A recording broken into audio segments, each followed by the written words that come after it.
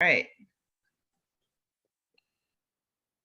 Well, welcome everybody to the Virginia Plastic Pollution Prevention Network December meeting. We are recording, so you are being recorded. And what we do with this recording after each meeting, it gets uploaded to YouTube as a private video, and then we put it on our the Virginia Plastic Pollution Prevention Network website. So members only can go back and watch the whole meeting. And if you are just hopping on, if you could go ahead in the chat room, sign your name and your organization. And if this is your first meeting, your email, unless you've already signed up on the website. And let's see. While we're waiting for a few others, we always start a meeting with a summary of what is the Virginia Plastic Pollution Prevention Network. It is a free network, and our goals are to foster cooperation, collaboration, and communication through information sharing. And we also want groups to know what else other people are doing so they can collaborate, so we can address plastic pollution in Virginia. Currently, membership is free to any state agency, local agency, organization, or business working on this topic, and up to 3 individuals from each member organization can be listed as members on our website. And at this point, I think Christina is going to ask those of you who are new to the network, who haven't been with us before on one of our calls, to briefly introduce yourself, like in 20 or 30 seconds. So, Virginia, you ready to do that, Christina? Yeah. So there should be under at the bottom of your screen under reactions, you should be able to wave at me. So if you haven't been on one of these calls yet and you're not on the list of people who are going to give us a longer introduction, go ahead and wave at us so we can have you do just a quick 30-second to 1-minute intro to you and your organization, if you haven't been on a call yet. Kathy Hoverman. Don't forget to take yourselves off mute too. Yes. Hi, I'm Kathy Hoverman. I work at KCI Technologies. I'm a senior project manager in natural resources, doing river restoration, working with TMDLs and that sort of stuff. I'm located in Richmond, Virginia, and Tom Spray has been kindly keeping me in the loop on some of the other things. I attended your workshop at Randolph-Macon College a few months back now. So yeah, just looking to be a little bit more involved and just help where I can. Awesome. Thanks, Kathy. Nice to meet you. Cliff? Hi, I'm Cliff Kirchhoff in Lexington, Virginia, and I'm on the board of the Rockbridge Area Conservation Council, and I chair the program committee. And in recent months, plastic has become an increasing issue in our area. We had in Lexington, our recycling was closed down. And so we're looking for solutions to our plastic and other waste reduction issues. So that's me. Thanks, Cliff. It's nice to meet you. Let's see. Did we have anybody else? Mike Moore, I see you down there, and I don't think you've introduced yourself before.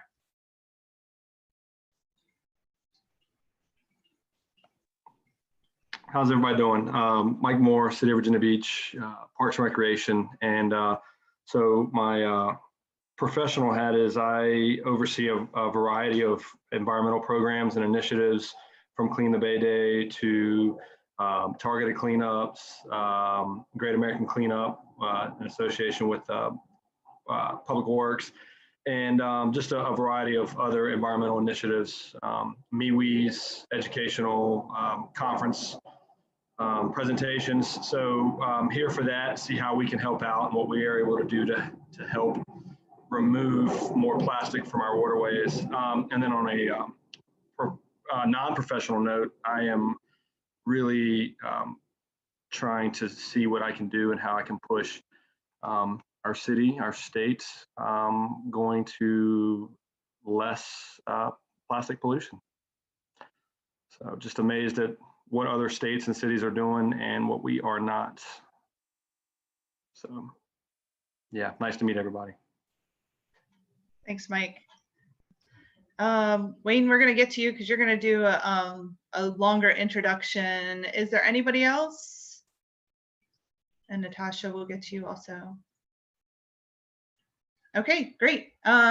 So we have a few new members that are going to introduce themselves and do some updates and share their work in a longer manner. Natasha from Chesapeake Bay Foundation, you want to go ahead? Sure. Well, hello. Thank you so much for having me. I'm really thrilled to be here today. Oh, can you hear me? You're very quiet. Oh, okay. That's better. Is that better? Yes, I'll hold it just up. Yep, perfect. Well, thank you all again for having me. I'm really thrilled to be a part of the network, and I love the goal that was mentioned. I think the more we collaborate, the better we'll be able to, make this work happen. I'm from the Chesapeake Bay Foundation. I work in the Richmond office. The Chesapeake Bay Foundation has offices in Virginia, Maryland, DC, and Pennsylvania, as well as 15 other field offices. But like I said, I'm in one of the Virginia offices. In a supportive capacity for environmental protection and restoration efforts. And we in the past have supported plastics legislation in Virginia, specifically last year, the polystyrene ban presented by Delegate Carr, as well as the plastic bag fee ordinance and bill for localities to implement ordinances, and we look forward to in the future supporting those localities, especially in the Hampton Roads region, implementing that plastic bag fee in localities in Hampton Roads. We also, as I think Mike just mentioned, Clean the Bay Day is an annual event that Chesapeake Bay Foundation hosts in Virginia, bringing together volunteers across the state to clean up litter from streams, rivers, and beaches and shorefronts in June. Unfortunately, we did not get to put forth that event this year in the normal capacity due to COVID, but we did encourage people on their own in a safe manner to still do cleanups in their local areas. But that has been historically quite a large event, and we're very proud of the longevity of it, and we hope to return to it this upcoming year. And also just if I can put it in the chat, something that we've been doing during COVID is more outreach through webinars. And we actually hosted one with Dr. Fred Dobbs from Old Dominion University on plastics and microplastics. And I know it was really well attended. It was one of our most well attended webinars, and I was able to attend, and it was very informative. So I'm happy to drop that link in the chat as well. And thank you again for having me today and in future. Yeah, and Natasha, if you could also share a link to that webinar on the website. We have forums where we can share new research, new reports, new webinars, and the forums on our website are open to the public. So it's not just members who can learn about your recent webinar. If you post it in there, please. Yeah, of course. I'll be happy to do that. Thank you so much. All right. Our next new-ish member, Jackie is going to tell us, she got a couple of words in about our new nonprofit, The Next Swell, at the last meeting, but we're giving her more time this time to tell us all about it. Hi, yeah, my name's Jackie, and I am with The Next Swell. I kind of went over it a little bit last time just because we did have a cleanup 5K fundraising event going on last time, so I kind of wanted to let everyone know about that last time, but I wanted to go, I guess, over our organization in a little more detail on what it actually is this time. So I'll share my screen if I can here.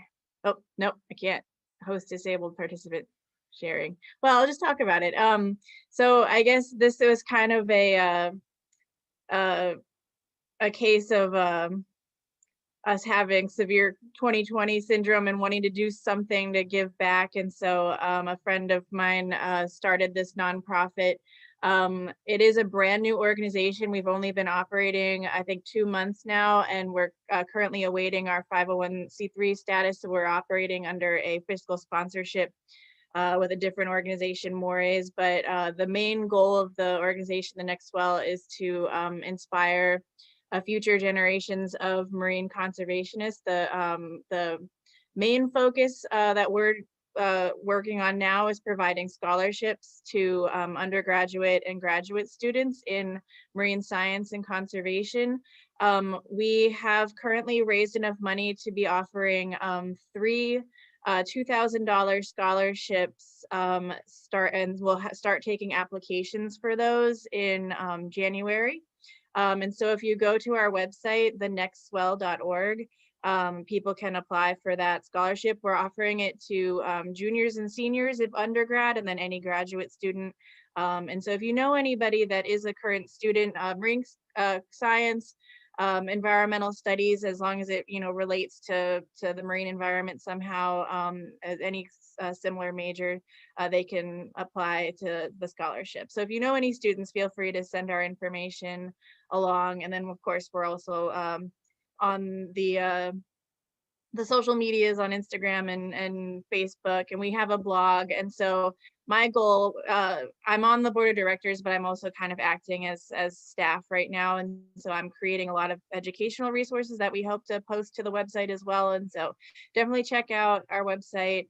We did have that 5K cleanup event, which was pretty successful. And so we did have a lot of people picking up trash and cleaning up their local environments as a result of that. And so as we continue to grow, again, we've only been operating for 2 months now. We'll hopefully have a lot more to offer. So keep an eye out and definitely let people know about our scholarship opportunity. Great, thank you. Thanks, Jackie. Next we have Wayne Jones from Suffolk. Wayne, is it okay if I play your video? Yeah, absolutely. Okay, so we're gonna play this quick video, and then Wayne is gonna tell us all about this for himself and what he's doing over in Suffolk. Let's see. This is a regional program, by the way. Okay. Hampton Roads. Where are you?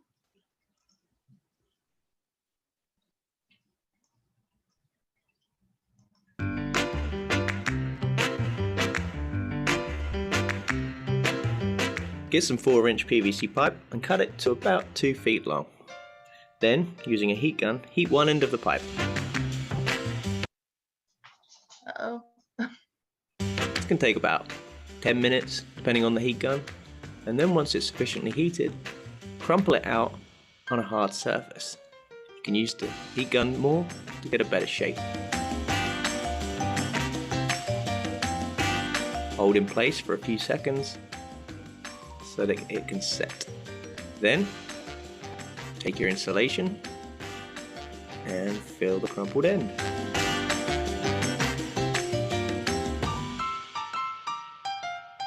Stuff dries pretty quick. Then grab yourself some white spray paint and cover the entire pipe.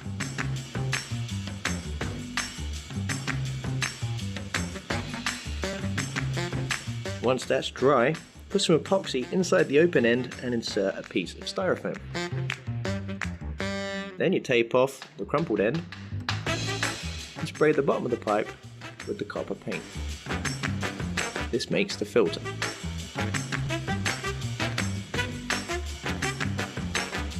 Then, using a brush and some black paint, dab the insulation to create the ash.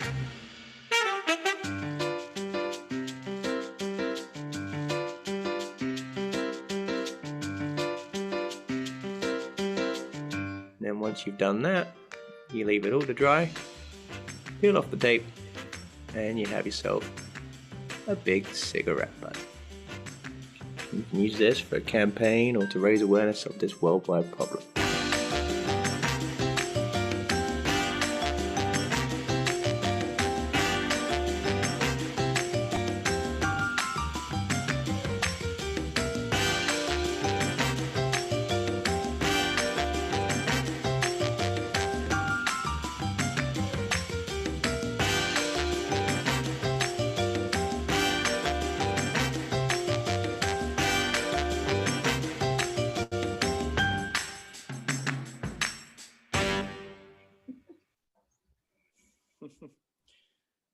I love it.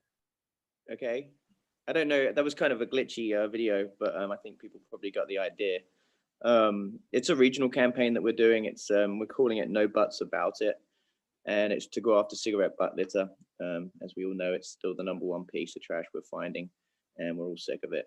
So we thought we'd make some big butts to kind of address this very small item that we keep finding.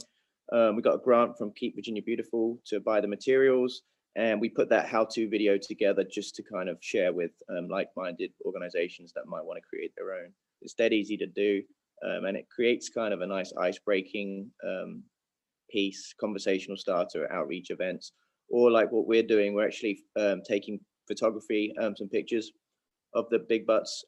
Big butts is what we call them for short. They're on tour in our area, and we're taking pictures to create a larger campaign, which will be our No Butts About It campaign that we'll be sort of getting together and launching in the spring. And that's through askhrgreen.org. So that's all 17 localities in the Hampton Roads region. We're all working together to produce a larger campaign. But yeah, it's kind of out of the box, but I think it gets the point across. So that's what we're up to.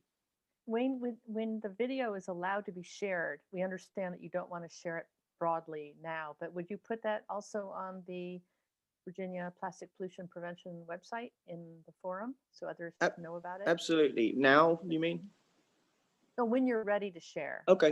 I know you were hesitant to get it out. Yeah, it's not top secret or nothing. It's just we wanted to get all of our ducks in a row. You know, as a campaign goes, we want to create as much buzz as we can, and it's kind of part of that. So, but yeah, absolutely, we'll share everything. It's and all the materials we're producing and the artwork around it will be, you know, accessible to everybody to replicate or do as they will with. So it'll all be there. Thanks for having me.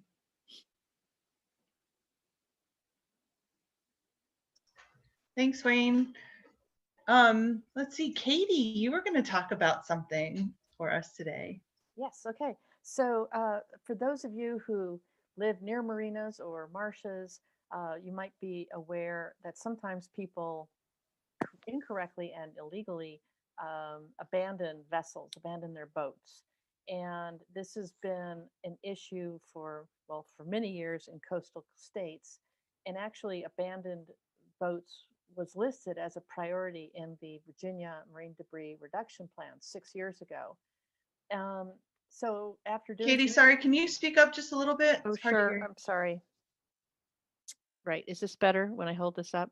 Okay, just like Natasha, you have to hold it up. So at any rate, Clean Virginia Waterways, along with the Virginia Coastal Zone Management Program and the U.S. Coast Guard and other partners, are starting a new group. It's called Abandoned and Derelict Vessel Work Group.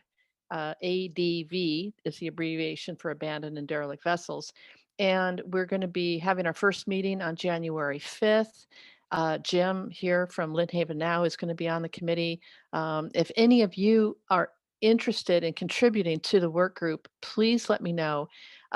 We're basically looking at what other states are doing to prevent derelict vessels and to remove them. Removing is very expensive. How do they finance it? We've got the law school at William and Mary is going to be writing a background paper for us and also coming up with model legislation. So we're hoping that through 2021, we start an inventory. Anybody in Virginia who comes across an abandoned boat of any size can let us know about it. And we're hoping that through 2021, we'll come up with some solutions that probably will lead to a legislative solution as well as more education and outreach. So again, if you're interested in either learning more or serving on the work group, we are looking for a boat owner, anyone who owns a boat who cares about this topic, and marina owners. A lot of people abandon vessels at marinas. They pay for 2 months of a slip fee and then disappear. So if you are a marina owner or boat owner and you're interested in serving on the work group, please contact me at Clean Virginia Waterways. Are there any questions real quickly about abandoned or derelict vessels in Virginia that I could try to answer? Okay, thank you very much.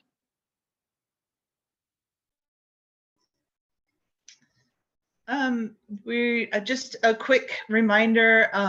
So you got a Google invite for this meeting. We're gonna switch over to the website starting in January.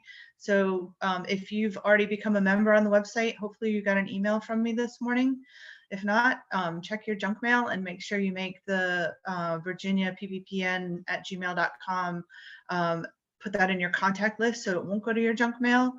We'll be using the event registration on the website, and all of our correspondence will start coming from the website. So it's VA Plastic Pollution Prevention Network.org, and that's where you can go and sign up if you haven't already. I think we actually have about 62 members on there right now, so that's awesome, from all over the state.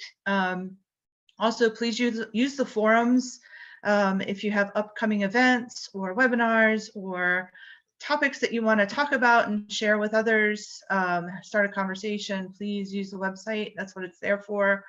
And I think that's all I have as far as the website goes. I've showed it to you all. Again, once you're a member, you can go back and watch all the past meetings. Those are on the members only page. You have to be a member in order to see those videos. Yeah, that's all I have on the website. Do you guys have any questions about that? Have any of you had any difficulties using the website? It's awesome. Great. That's great. Well, thank you, Christina.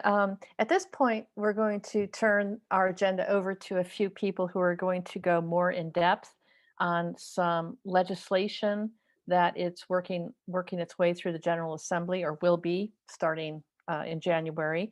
First, we're going to hear from Mark Schwingle at the Virginia Aquarium with an update on what's going on with the intentional mass releases of balloons. There's legislation there, as well as polystyrene. And Mark, do you need us to share? Do you want to share your screen? Do you have any visuals? I really don't. So okay. I don't think we need to. All right.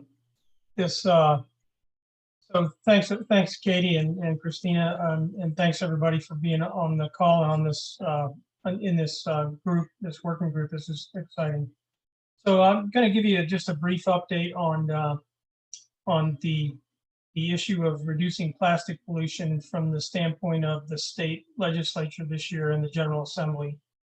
We the Virginia Aquarium is part of the Virginia Conservation Network, and I know there's a number of other members in this group as well that are as well. And the two items in the two areas of legislation I'll be talking about here briefly are part of the Virginia Conservation Network's legislative agenda this year. So that's exciting.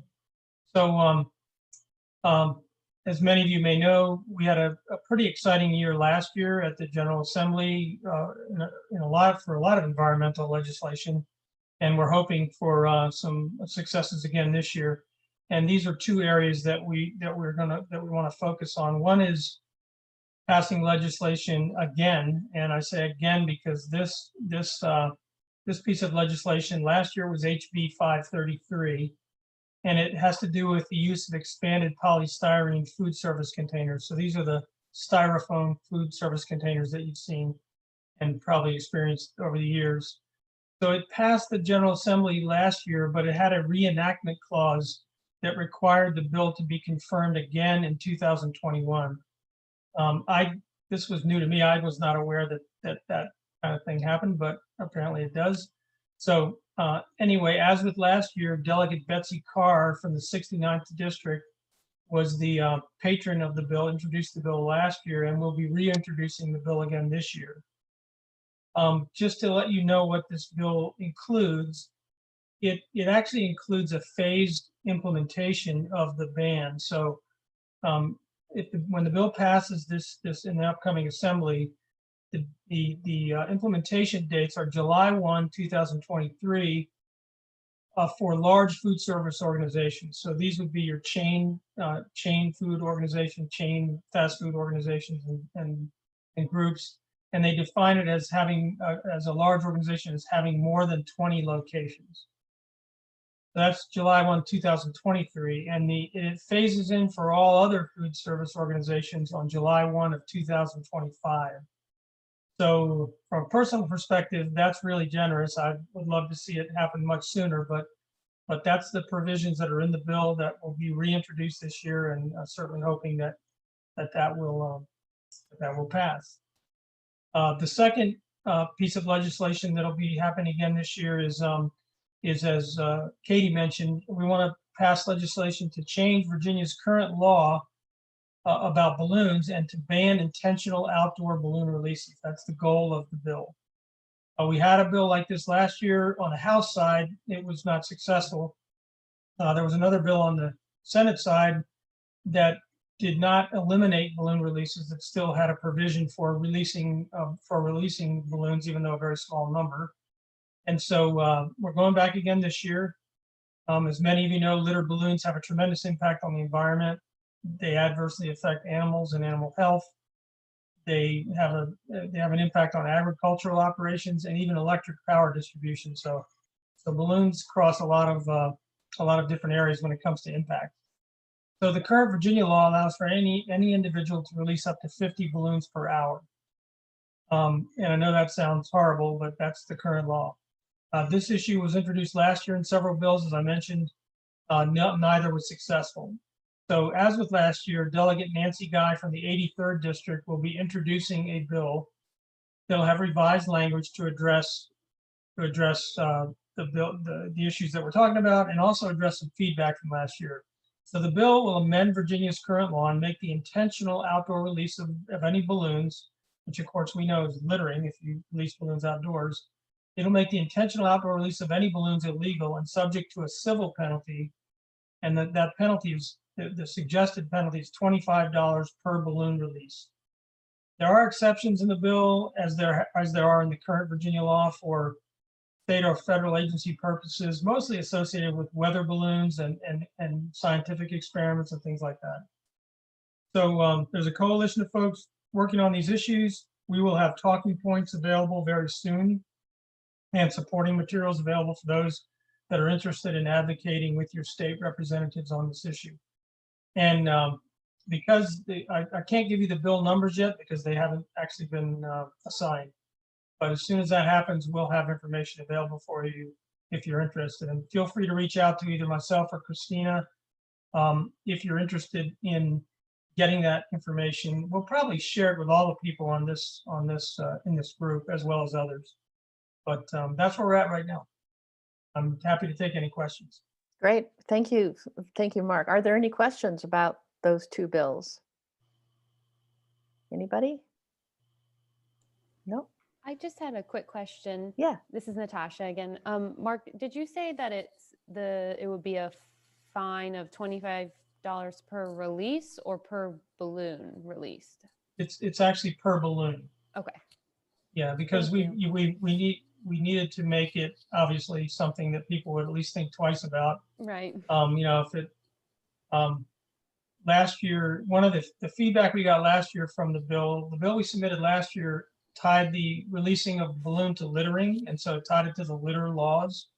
In the current litter laws, the minimum fine's like $500, and so a lot of people sort of reacted to that, and so that part of addressing that was to make a more moderate fine this year, but still a fine that we thought would be discouraging and basically keep people from doing it if some sort of disincentive for doing it.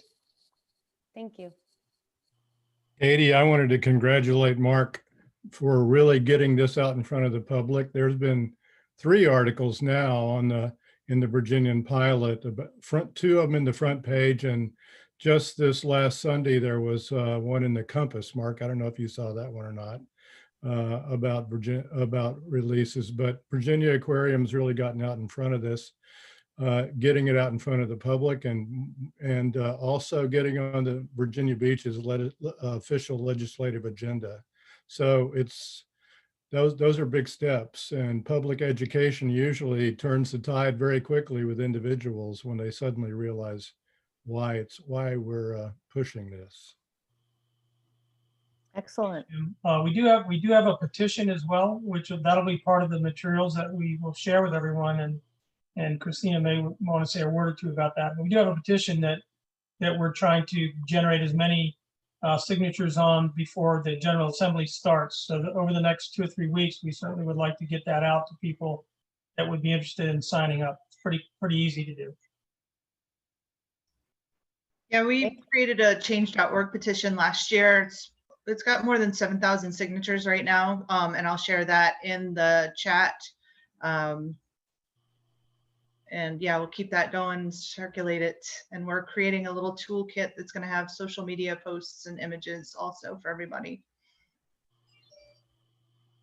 Great. And I know our next speaker, Zach from Fairfax, Clean Fairfax, is probably going to touch on this, but I just want to mention, if you want to know how these bills are progressing, my go-to place is Virginia Litter Free Virginia, sorry. It's a website that Zach and others keep up that let you know how these bills are progressing. But with that, I'm going to switch to our next speaker, who is with Clean Fairfax and also Litter Free Virginia. And Zach has done, many of you have already met him and have worked with him, but he's done amazing work, and he's going to share with us the progression of local communities looking at bag fees on plastic and or paper. So Zach Huntington, please take it away. Thanks, Katie. That is quite the introduction. So I'll start with Fairfax County from last week. A lot of you have already seen it, so I'll try not to rehash everything completely. So Fairfax County had their first conversations about implementing the, the 5-cent plastic bag fee. They were referring to it as a tax for the entire time. So that's a sign to me that I need to do better in my conversations to make sure they refer to it as a fee. That's really important as we frame the message and try and get this around that it's a user fee and not a tax. The general sentiment from the Board of Supervisor Environmental Committee meeting was that the tax isn't ready for prime time. And that's a direct quote. So the Department of Taxation has said they're not going to issue any guidance until a locality has adopted the ordinance. Fairfax County is unwilling to write the ordinance until there's some sort of guidance from the county or from the Department of Taxation. I did have a chance to watch it again, and I pulled out some of my favorite quotes from it. So I thought I'd share those with everyone. So the most egregious quote was, "I tend to like to make my decisions on research and scientific evidence and not political decisions. But there's not a lot of evidence that plastics and their breakdown are a problem in the Chesapeake Bay or its tributaries. And you know, the only research I could find was the Chesapeake Bay Program Science and Technical Advisory Committee held a workshop titled Microplastics in the Chesapeake Bay Watershed State of Knowledge, Data Gaps in Relationship to the management goals, which was held in April 2019 at George Mason. The report says they have an insufficient knowledge to the risk of human health of the environment from micro or nanoplastics, and insufficient information or knowledge as to the degree of contamination of tributaries. At best, they recommended additional research, but they didn't recommend any regulatory measures at this time. Disallowing plastic bags just on the basis they might be a threat. I got without the backup, I have a little bit of a problem." So that advisory committee meeting that they were speaking about was actually led by Katie. And I wasn't there, or I was there, and what he took out of it isn't actually what the study said at all. So the main research in that study was from Matt Robinson of the DC Department of Environment, and his study was actually sampling microplastics in the submerged aquatic vegetation in the Anacostia River and the Potomac, right around the Woodrow Wilson Bridge area. And all of their samples had microplastics. And the recommendations that came out of that workshop were that other localities should look into single-use bag fees because it's been so effective at reducing the rate of plastic bags in Washington, D.C. That was the big one that really got me. And the same Board of Supervisors also said that those plastic bags are highly recyclable. They're not that we use them to make benches and decks. So it looks like Fairfax County won't be doing anything about it until early 2022. They've said they're going to speak about it again in sometime in the spring, but they didn't give an exact date for it. Maybe late March, early April would be my guess as to when they're willing to talk about it again. Right next to us, Loudoun County has been doing some work on it. They've been speaking about it in their meetings for almost 3 months now, and they are actively working to implement the fee in early 2022. I think they're aiming towards January. And from what I've heard, Arlington is looking in the same direction, but someone from Arlington probably has better knowledge on that as well. Oh, and I wanted to say that the talking points against plastic bags were basically like watching an American Chemistry Council or a Plastic Industry Association webinar. So being armed with facts like Jim brought up last week about looking for allies in the shipping industry or boating industry who have bags getting sucked into outboards. Fred's suggestion last week from going into the landfill and actually seeing the fences that are going up to catch the plastic bags. That's a really good one. Anytime we can put an economic number on the other side, it is going to help us. And then Katie last week sent around an article about plastic bags ruining cotton crops. So anything that we have outside of the environmental argument will definitely help us.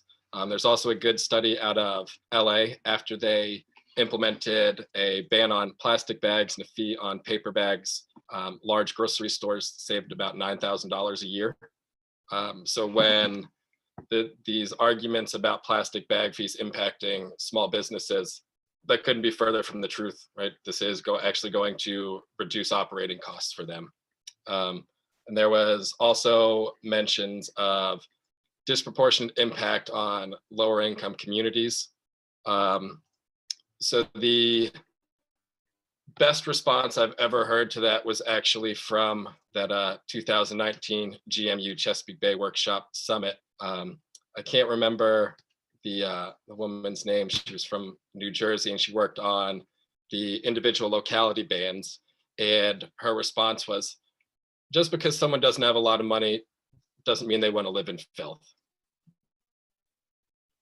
And the part of the bill language is to supply bags for low income individuals. One thing that we're doing at Clean Fairfax is we have an inventory of a lot of reusable bags. And so we have our hard bag number for what we've worked with area food banks, and then how many bags that we, Clean Fairfax, will personally be able to give out once this is implemented. And so if we can create that unified force in the environmental community where we say, yeah, that there is a possibility that it could disproportionately impact lower income communities. That's why we push to have money going back to buy bags, why we pushed for SNAP and WIC to be exempt from this fee, but having what we're going to do as part of it can be that be an extra push to help localities adopt a necessary fee.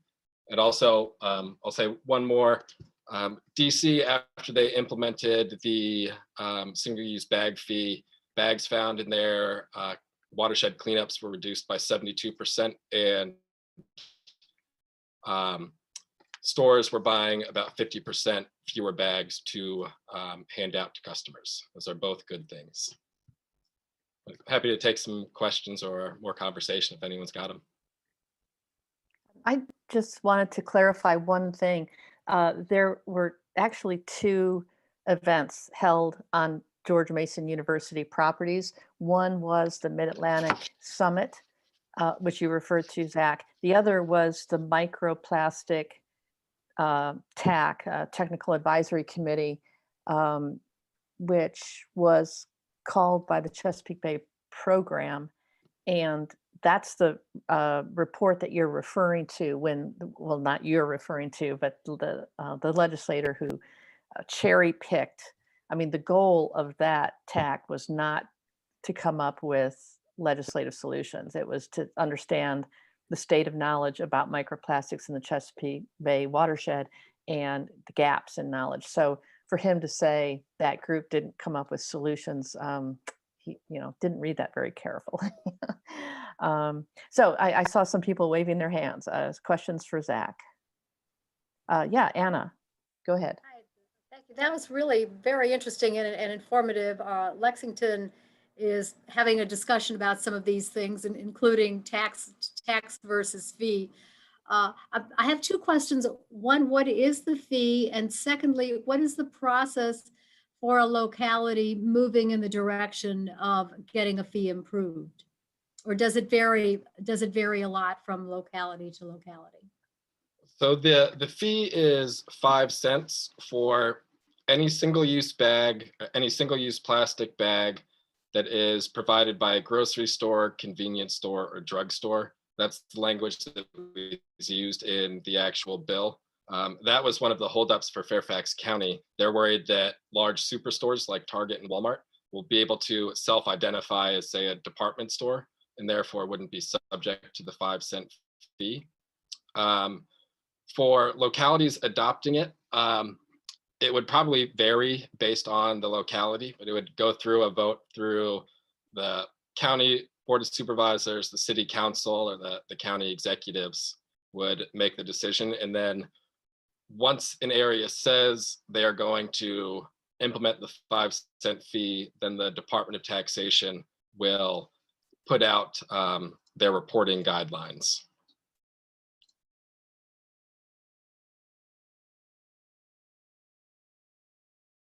Any other questions for Zach? Please either just start talking or wave your hand. Yes, Cliff, please go ahead. You're still muted. There, am I all There you right go. now? There you go. Go Hey, ahead. Zach, following up on that, does your organization interface with the business community, trying to find some perhaps progressive merchants or working with businesses to raise their consciousness about the issue and maybe offer suggestions as to how to get off the plastic bags or gradually shift away? So we do reach out to businesses. We are just starting a brew shed alliance. So we're working with any business that uses water for their purposes to make money. So breweries, vineyards, distillers, places like that. We're working with them to lower their waste streams and get single-use plastics out of their venues. Thank you. Yeah. And Cliff, I'm really glad you brought that up too, because before Washington, D.C. implemented their bag fee, they did extensive outreach with businesses as well as residents. They did all kinds of education, and it had a very high acceptance rate because they just didn't dump it on the community. And there's some reports on the Washington, D.C. Department of the Environment that detailed the work that they did. And they worked with a local nonprofit that was very engaged with litter. And also, I agree we have to do more education. I'm going to share my screen briefly. Here is a report. I'm sorry, it's embedded in another report, but basically, as you see here, plastic bags are rated as among the second most deadly types of ocean trash once they get into the ocean, because their entanglement as well as ingestion. They're right after fishing gear in terms of lethality. So there's a lot of education out there, but obviously the decision makers on a county level need to see these things. Okay, I'm going to stop sharing there. Any more questions for Zach at this point? Yeah. Christina. Oh, Tom, did you want to say something? Yeah, I did. Hi, Tom Griffin, Virginia Green Travel Alliance. And Cliff, that's great work you're doing there. And certainly we'd like to see that, spread to every locality. And certainly thanks for the legislative work being done at the state level too.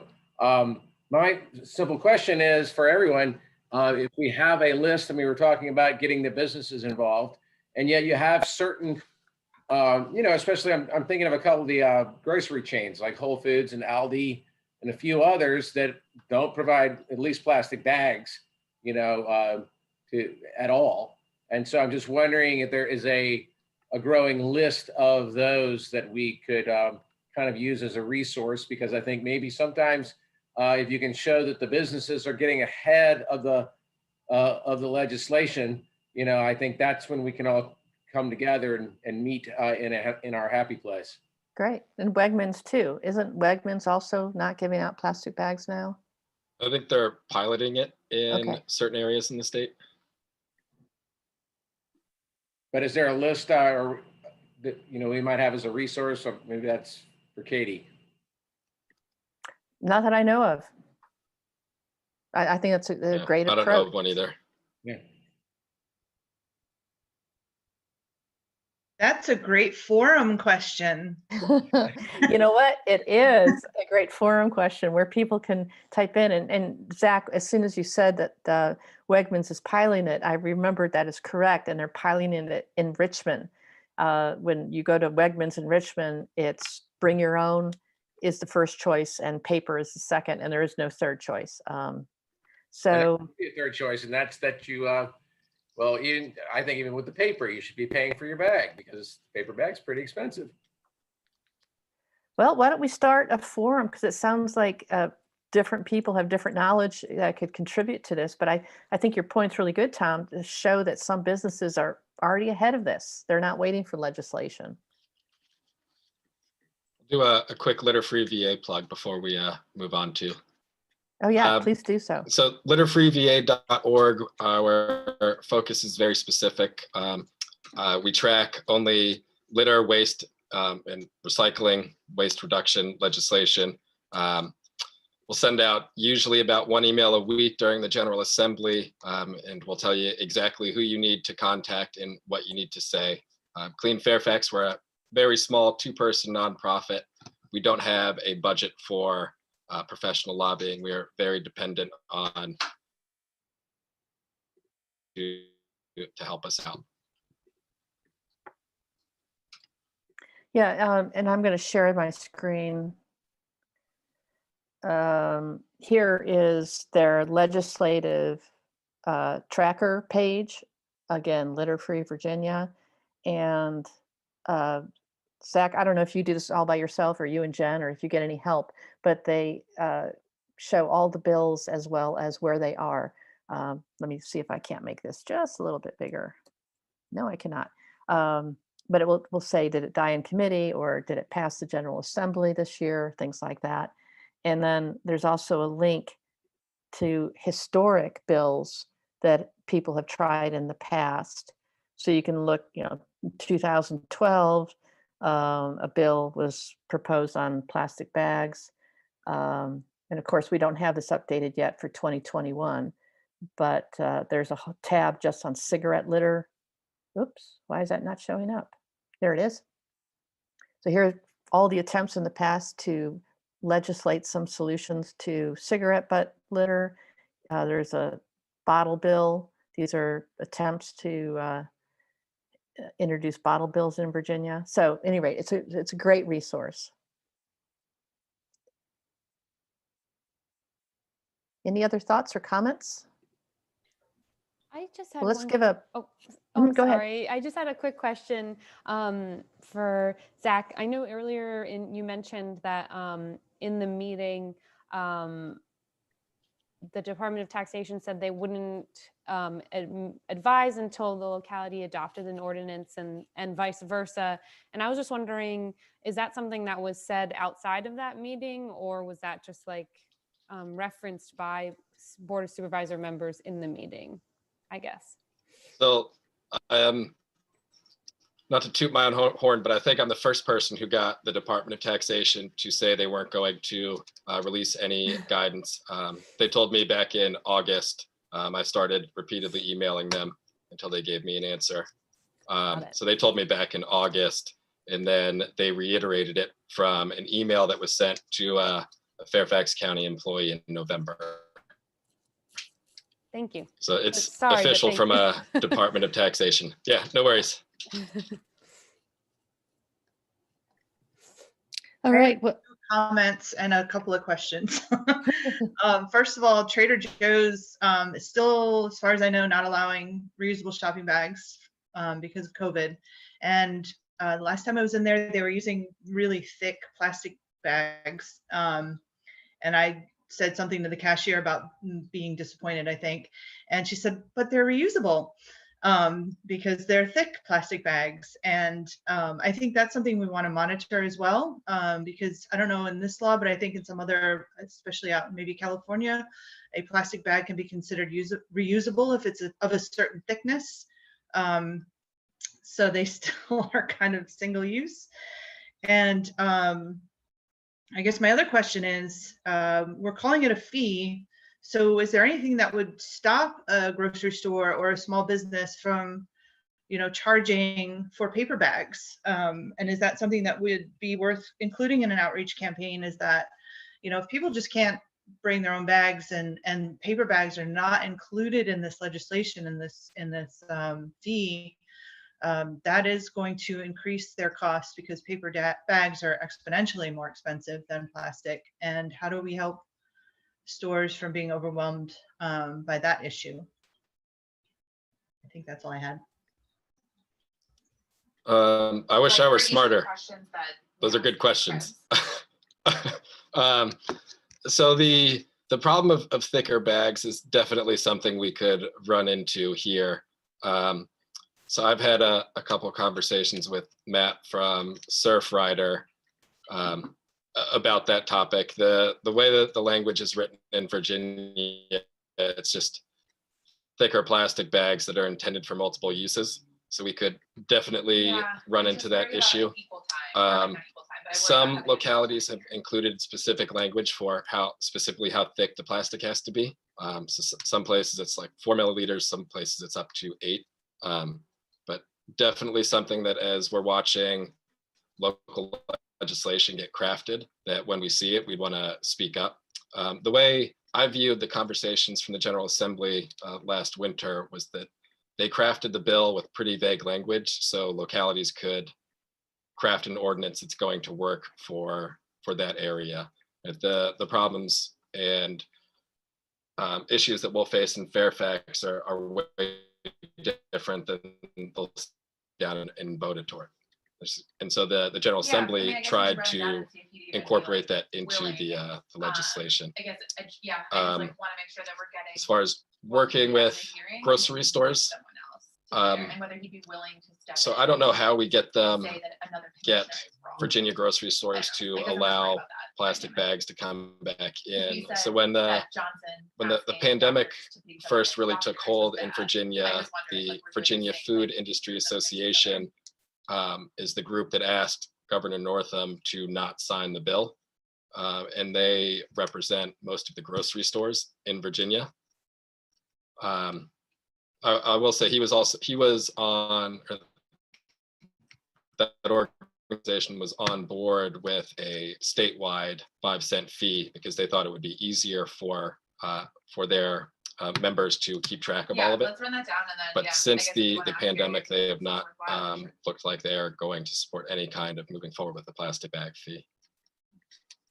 From Pat, could the Department of Taxation be directed by the administration to create the guidance that would satisfy the needs of a locality? Okay, great. I think so. That was one of the tactics that the Fairfax County Board of So I'll Supervisors answer was going to questions take. now, and They then were I going would to like you reach out to the North Administration. before we walk They were going to through reach out to the here. Department of Taxation and see if they would release guidance. If they were unwilling to, they were going to go to the North Administration and ask them to compel the Department of Taxation to get moving on it.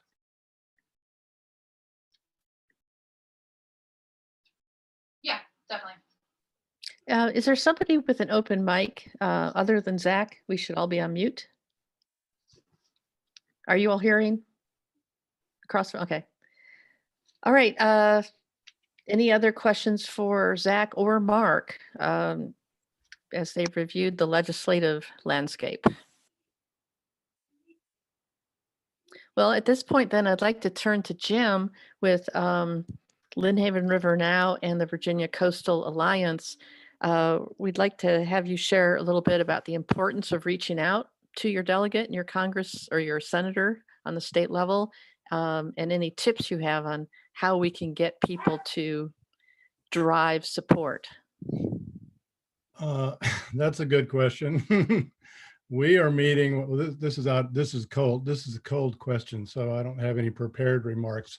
I would say that Lynnhaven River, Karen Forget, the executive director of Lynnhaven River Now, and I are meeting with all of our delegates here in Hampton Roads this last couple of weeks, and a couple more coming up. We met with Senator DeSteff today, and we have Senator Kiggins coming up. We've been meeting with Nancy Guy all along the way. And I would say if you're looking for a patron on specific legislation, work with them early and often. Christina, Mark, Karen, and I have met with Nancy Guy probably 5 times at least this year, and ongoing conversations to really nail down the legislation language for the balloon bill. And we're also, Mark has also done a masterful job of working with Senator Kiggins, and that kind of, and we kind of pass on whether or not we were able to advance the ball in our conversations. And so a coordinated effort is really important in working with people too. I would say that the one last thing I would say is talk to your enemies and your champions. Because it's important. Sometimes you actually can crack through with the people who have been resistant to environmental legislation just by talking about common sense things like answering their questions. For example, some of them want to know if this is intended to take away or fine a little kid accidentally letting go of a balloon at a birthday party. No, that's not the deal. And that's the opening, however, to talk about what balloons do and talk about to the environment, not only the marine environment, because it's not just a coastal Virginia issue, it's an all over Virginia issue. So what you want to do is try to create a dialogue, and so that they'll come back to you with questions and follow-on discussions about legislation. And then when you walk in the door, whether virtually or in person after the pandemic, they'll recognize you, they'll know you want to talk about balloons, and they'll be receptive to receiving, your handout. So we've got some really important information to hand out to folks and kind of get them on our team. So I would say it's 2 things: is talk to all of them if you can, have a legislative agenda prepared where you can actually talk through your legislative agenda with them and leave it behind, and also give them copies of any leave behinds like specific talking points on balloon legislation. and then get back together with them all the time. If you wait until session, you're going to get your requisite 3 minutes, and that's not enough. You want to talk to them a lot ahead of time. Right now is actually too late if you're going to start a conversation with them, but try to get on their schedule. They'll want to talk to you, especially if you're a constituent. But they want to talk, they'll talk to us as Lynn Haven River Now, because we have a solid reputation in this area. They'll talk to Mark and Christina, because we've got long and enduring relationships with all these folks, and try to establish that. Those are my recommendations. I think having a legislative agenda in your hand that you can talk with them. And we got exactly 15 minutes of Jason Miaris's time last week, but it was enough for us to get our key talking points. I considered it a long elevator trip. We got our key talking points, and we gave him copies of our legislative agenda, and we reestablished our rapport with him, and he's been very supportive of a lot of our issues, even though he is encouraged to vote as a block on his side of the aisle against the environment. He's done a nice job, and a lot of that is because a lot of us talk to him, and he's a common sense legislator. So I would say just don't make any assumptions about people on one side of the aisle or the other. Just start a conversation with them and keep talking to them. Those are my biggies. Great, thank you, Jim. That's Sorry enough. about the Thanks. cold question. Any questions for Jim on timing or reaching out? No? Okay, well, thank you again. Mark had to jump onto another call, so he's already left us, but thank you, Jim. Thank you, Zach, for all your input today. And at this point, we're going to open up the call to general discussion. And I thought I would start with two things. That was so wonderful, Wayne Jones showing us how to make big cigarette butts for education.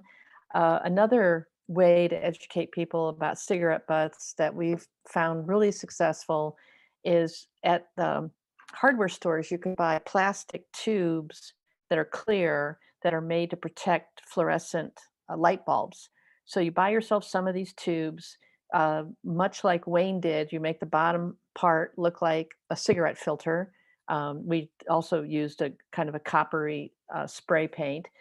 And then you go and you collect cigarette butts around a place. We did dormitories on a college, and we did a business. People would leave this business building, smoke in the parking lot, go back into the business.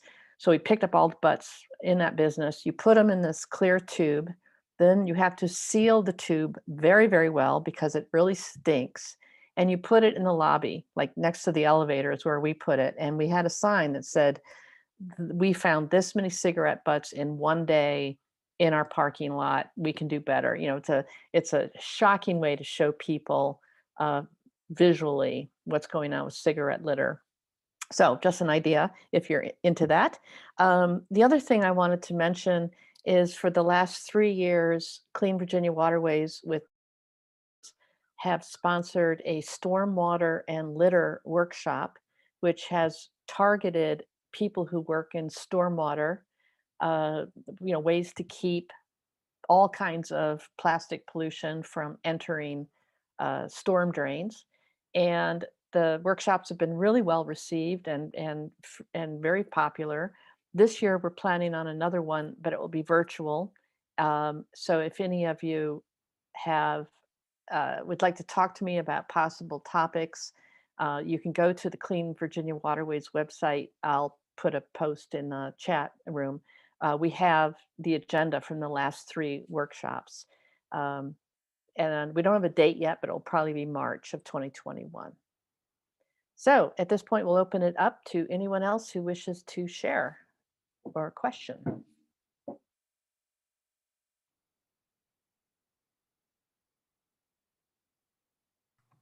Anybody else? Yeah, Dean. Yeah, so I'm kind of new to this plastics issue, but obviously this is something that's greatly a big concern. We have so many plastic bottles that are ending up in the Potomac waterways. It's especially in the DC area and the surrounding areas. So, but you know, I started attending these Virginia Conservation Network calls, and then I jumped on your call here today for the first time. What's the difference between the two? I mean, there's only so many hours in a day, and I'm trying to, Sure.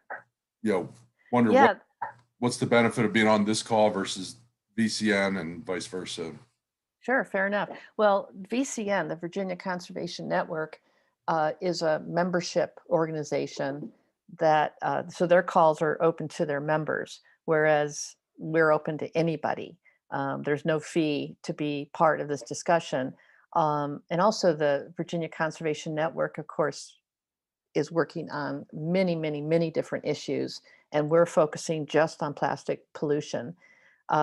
Also, VCN, as I understand it, focuses much more on legislative solutions, whereas this is a platform to talk about other solutions, you know, education, outreach, new research. So we're, I think, much more deeper into the plastic pollution holistically.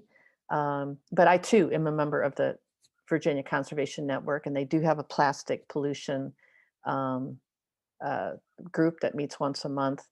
But again, they're talking just legislative. So I would say that that's the biggest difference. Plus our website is open to the public and offers forums where people can say, here's my new research, or here's an upcoming event. I'm sorry, I keep forgetting to hold this up.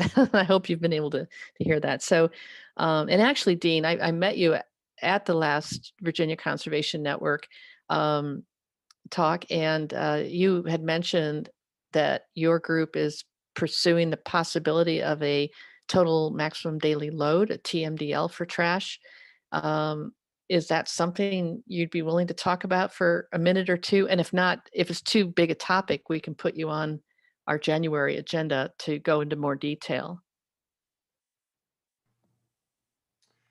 Let me circle back with Zach, and maybe we can talk about that at another time. Okay, great, great. It'll just eat up time, but I appreciate it. Thank you. Yeah. So I hope that answers your question. Anybody else have a question about the goals of this network, or want to share anything else coming up that you know about? Katie, I'd love to just ask if you or anyone else has, well, maybe I'm sorry, it's just been a long day already. So for the Greenworks Committee and Waste Watchers, we are trying to find ways to provide outreach where we aren't able in this time due to COVID to facilitate large cleanups like we have in the past. I love all these cigarette butt ideas. I want to bring that to them. I also want to get Waste Watchers back into the schools a bit more. And a few years ago, a few members developed some SOL requirement, or developed some lessons that met SOL requirements. So if there's anyone that has anything like that or knows of some resources in that department, just to be able to reach out to teachers and ask if they'd like to use those as part of their education and curriculum, as well as to give them something more to provide students with where they aren't in the classrooms and they're trying to find ways to get them to engage and learn, and you know, a little less screen time, a little more hands-on learning, if you will. So Jessica, you're asking specifically to have other people already come up with litter prevention and tied it to SOLs? Yes. Or if they know of a school or resource that does. This is just something that we talked up today, and I figured this would be a good place to throw it out there, at least to start trying to get some wheels spinning. Okay. Anybody have comments about that? How about, I know Clean Virginia, or Keep Virginia Beautiful was on earlier. Mm-hmm. Anybody else want to comment and answer Jessica's question? Thank you, Katie.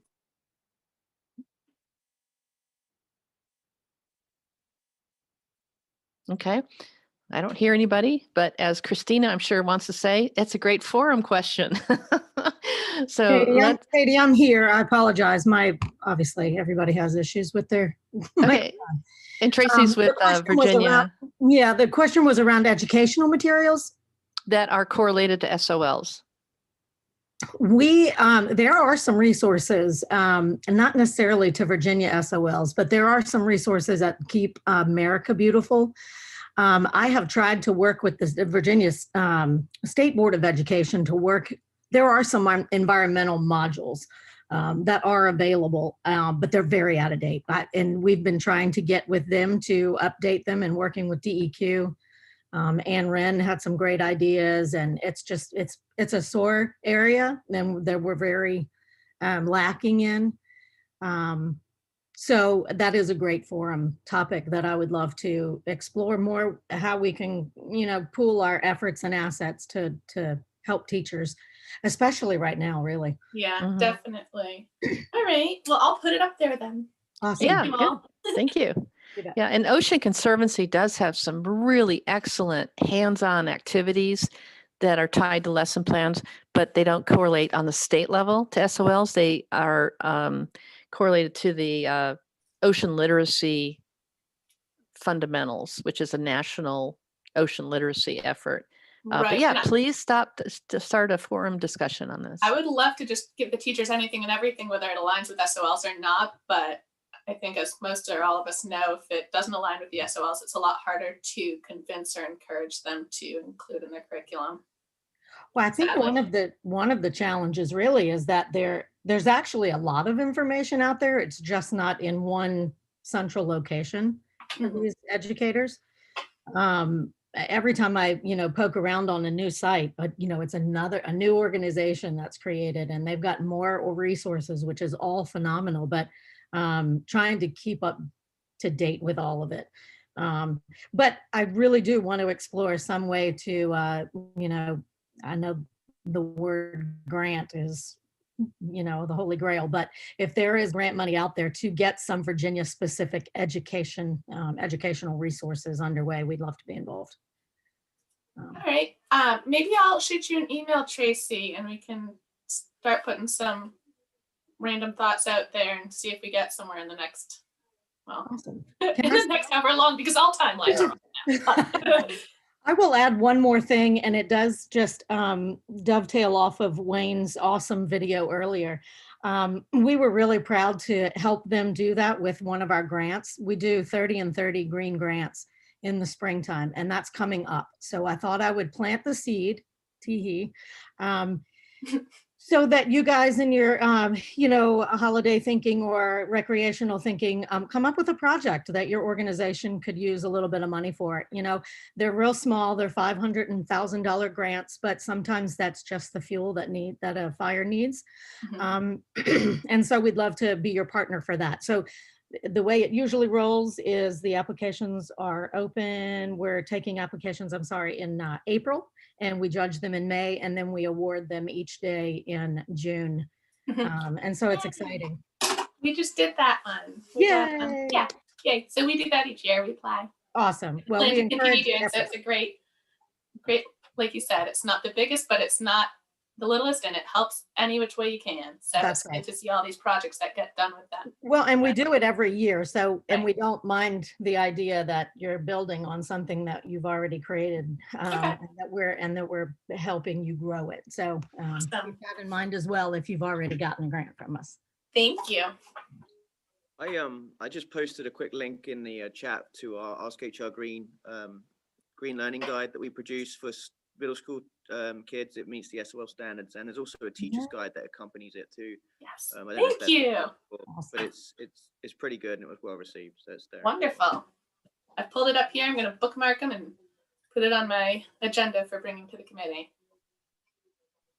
I also just posted a link in the chat. I just was reviewing the different topics of these, but we, the education department for the Chesapeake Bay Foundation developed, they're called OWLs, and it's online watershed learning. And it doesn't look like any are litter specific, but they do cover a variety of topics, and they're available for teachers across the watershed to have their classes participate in. I know there is a small fee for them, but similar to what was just said, these were a well-received program, I believe, so far. So just as an option. Thank you all so much.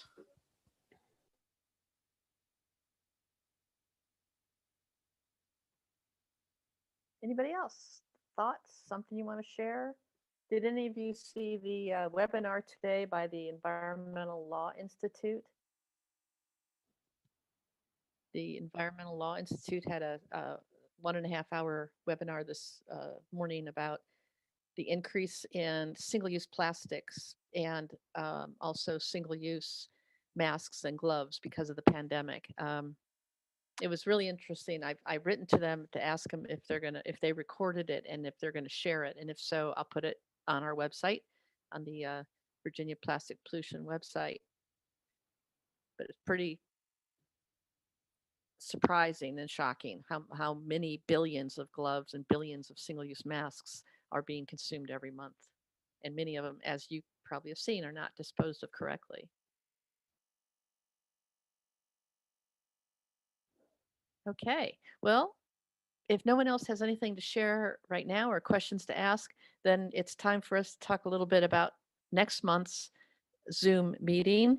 It will be on January 19th, 2021. We finally got through this year almost, and we're interested in any topics you might want to have special. As you know, we've got 3-minute presentations, and then we have longer presentations. I've written down, I'd like to hear more about the possibility of a TMDL for trash in Virginia, and perhaps Dean and or Zach could talk about that next month. I'm not committing you right now, but are there any other topics that you would like us to talk about next month?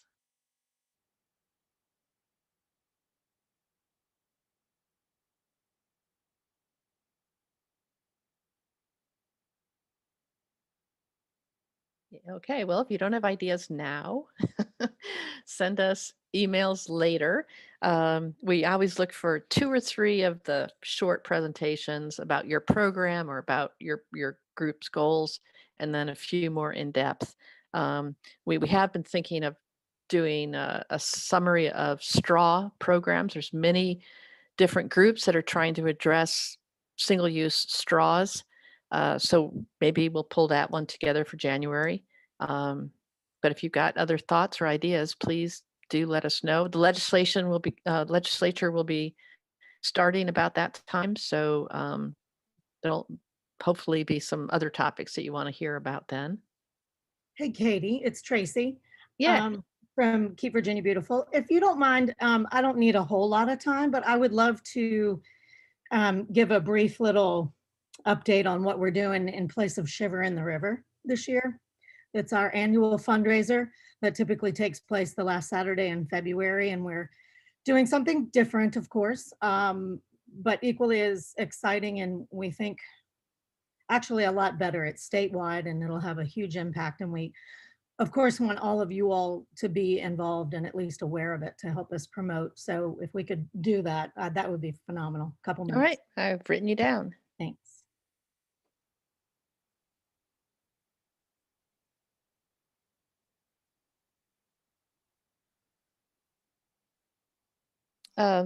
Actually, one thought that just popped in my mind, and Jim, I don't want to put you on the spot, or Zach, but perhaps you know something more about this.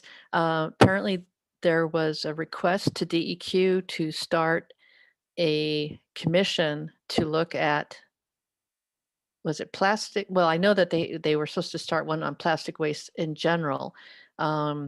But I just saw a bunch of emails out recently that asking for people to nominate to serve on. I'm sorry, I'm being a little vague here. Any of you know about this? Is it the Plastic Pollution Prevention Council? Well, that one I know about, but there's a that different one. Sorry, go ahead, Zach.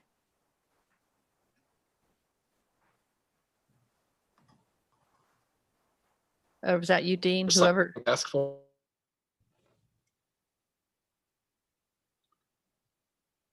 I'm sorry, whoever's trying to speak, you're breaking up.